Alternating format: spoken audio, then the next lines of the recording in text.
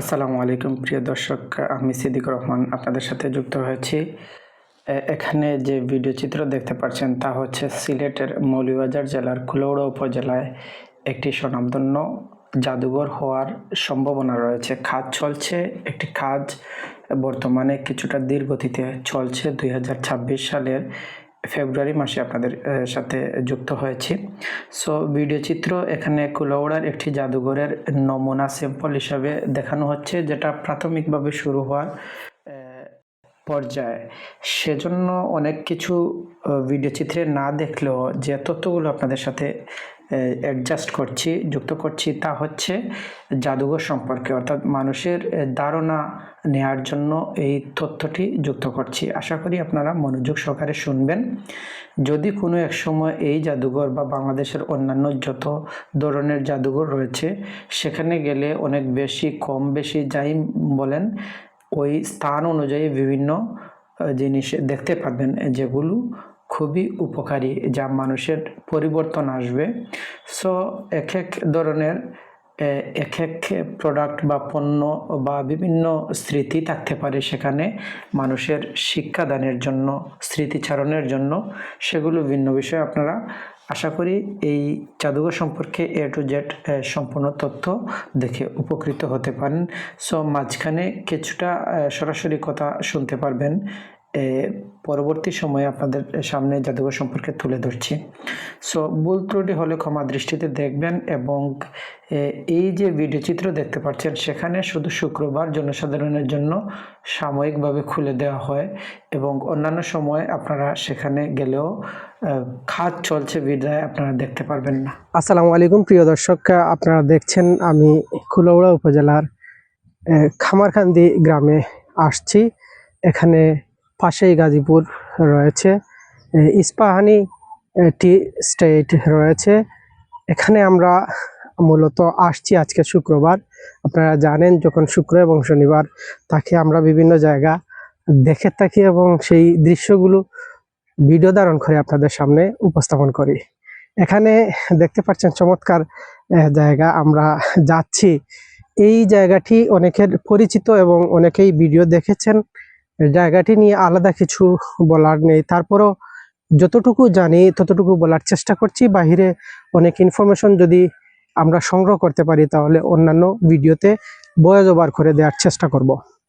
এখানে দেখছেন মূল উদ্দেশ্য হচ্ছে এই জায়গাটির মূল যে গোল রয়েছে, তাদের লক্ষ্য উদ্দেশ্য হচ্ছে এখানে জাদুঘর তৈরি করা, অর্থাৎ বিদেশের বিভিন্ন দেশের জাদুঘর রয়েছে, এখানে পুরাতন যে স্মৃতিগুলো রয়েছে সেগুলো তুলে ধরার জন্য জাদুঘর তৈরি করা হয়। এই জাদুঘরে দেখা যায় এখানে সমস্যা। এই জাদুঘরে বিভিন্ন স্মৃতি তুলে ধরা হয় এবং অনেকের স্মৃতি দেখার কারণে দেখা যায় সেগুলো থেকে অনেক কিছু শিখতে পারেন। এই শিক্ষাটাই মূল উদ্দেশ্য। এখানে পুরাতন যে স্মৃতিগুলো রয়েছে সেগুলো তুলে ধরা এবং নতুন যারা প্রজন্ম রয়েছে তারা অনেক কিছু পুরাতন এ বিষয়ে জানতে পারেন। তাহলে চলুন আমরা গুরুত্বপূর্ণ তথ্য জেনে নেই। যদিও এই জাদুঘরে সেগুলো না থাকলেও বাংলাদেশে বিভিন্ন জাদুঘর বা ঢাকায় যে জাদুঘর রয়েছে সেগুলোতে এই তথ্যগুলো পাবেন। সো আমরা যাচ্ছি মূল আলোচনায়। জাদুঘর হলো সাংস্কৃতিক বা বৈজ্ঞানিকভাবে গুরুত্বপূর্ণ বস্তু প্রদর্শন সংরক্ষণের জন্য নিবেদিত একটি প্রতিষ্ঠান। অনেক জাদুঘরে জনসাধারণের জন্য এই বস্তুর প্রদর্শনী থাকে এবং কিছু জাদুঘরে অপ্রদর্শিত সংগ্রহ থাকে, যা গবেষক এবং বিশেষজ্ঞরা ব্যবহার করেন। জাদুঘরগুলিকে লাইব্রেরির তুলনায় অনেক বিস্তৃত বস্তু থাকে এবং সাধারণ শিল্প, বিজ্ঞান, প্রাকৃতিক ইতিহাস বা জাতীয় ইতিহাসের মতো নির্দিষ্ট বিষয়ের উপর আলোকপাত করা হয়। যেসব জাদুঘর প্রদর্শনী এবং ইন্টারেক্টিভ প্রদর্শনী আয়োজন করে তারা প্রায়শই পর্যটকদের আকর্ষণের কেন্দ্রবিন্দু হয়, এবং অনেক জাদুঘর তাদের আয়োজক দেশের বাইরে থেকে বিপুল সংখ্যক দর্শনার্থীকে আকর্ষণ করে।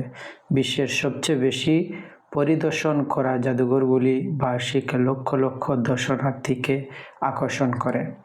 প্রাচীনকালে প্রাচীনতম জাদুঘর প্রতিষ্ঠার পর থেকে জাদুঘরগুলি শিক্ষা এবং বিরল জিনিসপত্র সংরক্ষণের সাথে যুক্ত।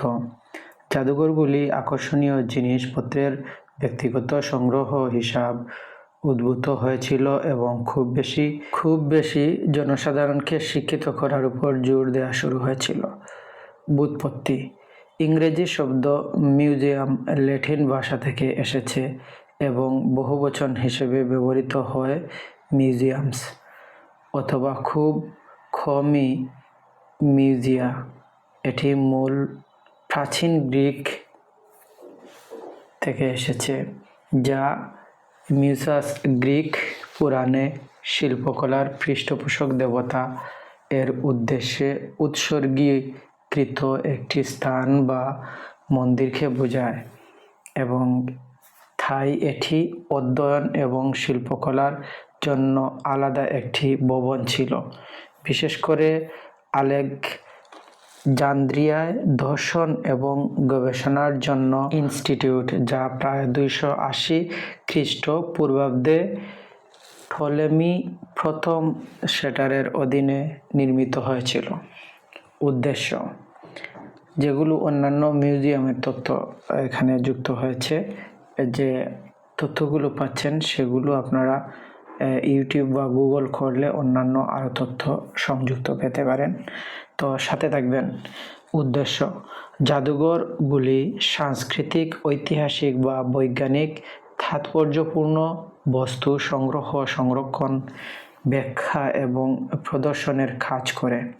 তাদের প্রাথমিক কাজগুলির মধ্যে রয়েছে ভবিষ্যৎ প্রজন্মের জন্য ঐতিহ্যের তত্ত্বাবধান করা এবং একাডেমিক পাঠ্যক্রমের সাথে সামঞ্জস্যপূর্ণ প্রদর্শনী প্রোগ্রামের মাধ্যমে শিক্ষা সুবিধা প্রদান করা।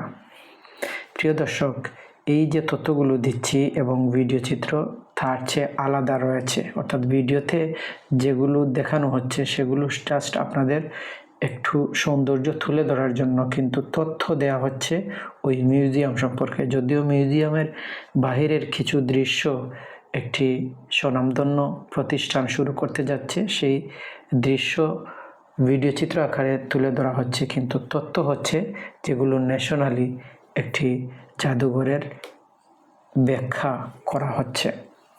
শিক্ষার লক্ষ্যগুলির কেন্দ্রীয় অবস্থানে রয়েছে জাদুঘরগুলি আনুষ্ঠানিক এবং অনানুষ্ঠানিক শিক্ষাকে সমর্থন করার জন্য উল্লেখযোগ্য সম্পদ বরাদ্দ করে।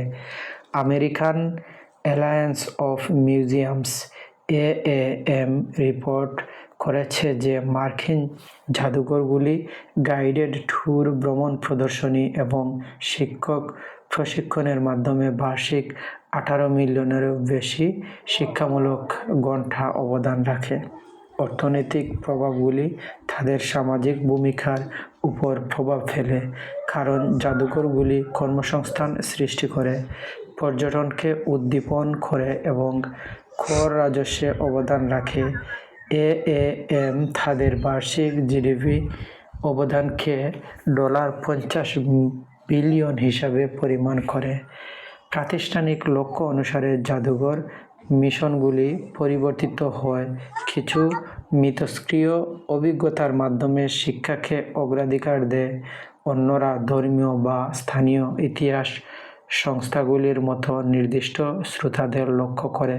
যখন জাতীয় জাদুঘরগুলি বিস্তৃত অ্যাক্সেসযোগ্যতার লক্ষ্য রাখে, সংগ্রহগুলি মিশন বিবৃতি অনুসারে তৈরি করা হয়, যা অধিগ্রহণ নীতি ও সংরক্ষণ অনুশীলনগুলিকে নির্দেশ করে।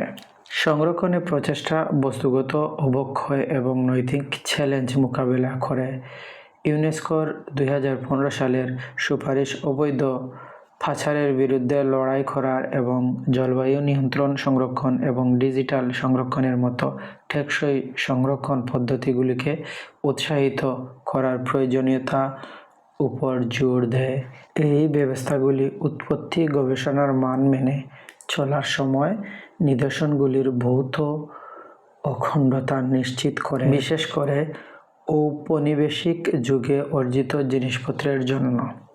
সময়ের সাথে সাথে উদ্দেশ্য পরিবর্তন। 19 শতকে জাদুঘরগুলি মূলত বৈজ্ঞানিক গবেষণা এবং সংগ্রহ, বিশেষ করে প্রাকৃতিক ইতিহাসের নমুনা সংগঠিত করার উপর জোর দেয়, দৃষ্টি নিবন্ধন করত। তাদের লক্ষ্য ছিল অনুসন্ধান এবং উপনিবেশবাদের মাধ্যমে প্রায়শই সংগৃহীত বস্তুগুলিকে শ্রেণীবদ্ধ করা এবং অধ্যয়ন করা। জাদুঘরগুলি মূলত পণ্ডিতদের জন্য ছিল, কিন্তু সমাজকে শিক্ষিত এবং উন্নত করার জন্য জনসাধারণের জন্য উন্মুক্ত করা শুরু করে। স্মিথসোনিয়ান ইনস্টিটিউশনের মতে, প্রতিষ্ঠানগুলি গবেষণার ক্ষমতা বজায় রাখে, তবে জেমস স্মিথসনের প্রতিষ্ঠাতা উইলে বর্ণিত জ্ঞান বৃদ্ধি এবং ছড়িয়ে দেওয়ার লক্ষ্যের সাথে তাদের একীভূত করে। বিংশ শতাব্দীর গোড়ার দিকে জাদুঘরগুলি বৈজ্ঞানিক গবেষণা এবং সত্যতার উপর জোর দিয়ে নিদর্শন সংগ্রহ, অধ্যয়ন ও সংরক্ষণের উপর জোর দিত। প্রদর্শনীগুলি বেশিরভাগই স্থির ছিল এবং পণ্ডিতদের লক্ষ্য করে তৈরি করা হতো, প্রায়শই দর্শনার্থীদের অভিজ্ঞতার চেয়ে বস্তুগুলিকেই অগ্রাধিকার দিত। বিংশ শতাব্দীর শেষার্ধে সরকারি তহবিলে হ্রাসের ফলে জাদুঘরগুলি ব্যক্তিগত সহায়তার উপর বেশি নির্ভর করা শুরু করে এবং রাজস্ব আয়ের জন্য দর্শনার্থীদের আকর্ষণ করার উপর মনোনিবেশ শুরু করে। ওই পরিবর্তনের ফলে জাদুঘরগুলি ঐতিহ্যবাহী গবেষণা এবং সংগ্রহের চেয়ে সাধারণের অংশগ্রহণ, ইন্টারেক্টিভ প্রদর্শনী এবং অর্থনৈতিক অবদানকে অগ্রাধিকার দেওয়া শুরু করে। প্রিয় দর্শক, দেখতে পাচ্ছেন আমাদের তথ্যগুলো, যেগুলো আপনাদের উপকারের জন্য সংযুক্ত করা হয়েছে। একবিংশ শতাব্দীতে জাদুঘরগুলি অ্যাক্সেসযোগ্য এবং অন্তর্ভুক্তিমূলক হওয়ার উপর জোর দেয়। তারা ভার্চুয়াল ট্যুর এবং অনলাইন সংগ্রহের মাধ্যমে বৃহত্তর দর্শকদের কাছে পৌঁছানোর জন্য ডিজিটাল সরঞ্জাম ব্যবহার করে। ধন্যবাদ।